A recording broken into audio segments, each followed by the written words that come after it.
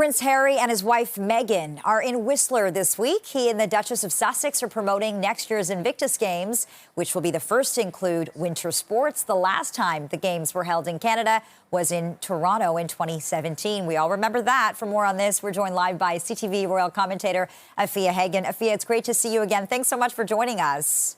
Thank you for having me. You know, it is remarkable to think how much has changed for these two since they first made it official in Toronto, Canada, back in 2017 at the Invictus Games. And it's very clear they have a special relationship with this country. Talk about the significance of this trip. Oh, absolutely. You know, they certainly have a love affair with Canada and a love affair with Vancouver, and how fitting that they would be back there on Valentine's Day yesterday, kicking off this kind of two-day extravaganza, which is marking 1 year to go to the first edition of the Winter Invictus Games. So it's always been held in the summer at Dusseldorf last year and always has summer sports. But now it's going to be held in Whistler 2025 and featuring winter sports. As you can see, there are competitors trying the sit-down ski. Prince Harry tried that himself yesterday as well. And it seems like they've been having a lot of fun. They had a great reception there from people cheering for them, singing God Save the King as well. You know, lots of social media videos showing them pulling up to huge cheers, a couple of boos in there, but mostly a really, really good reception for Meghan and Harry. And because this is Invictus, this is such a significant, important thing that Harry does, you know, definitely part of his life's work. This Games that's all about the rehabilitation and the power of sport. So yeah, they're having a great time out on date night last night as well in Vancouver. Yeah, I remember covering the Invictus Games, and they really are so important and so powerful. You know, it hasn't really been easy for the two, though, Afia. The Hollywood Reporter I was just reading just put the two on the losers list for 2024. You know this, the two are taking a lot of heat for using their royal titles on their newly launched website.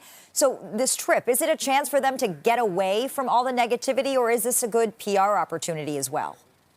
I think it's probably both. I mean, the relaunch of their website, all channels now going to sussex.com, happened quietly on Monday, and this Invictus Games trip has been on the slate for quite a while. It's super important for them.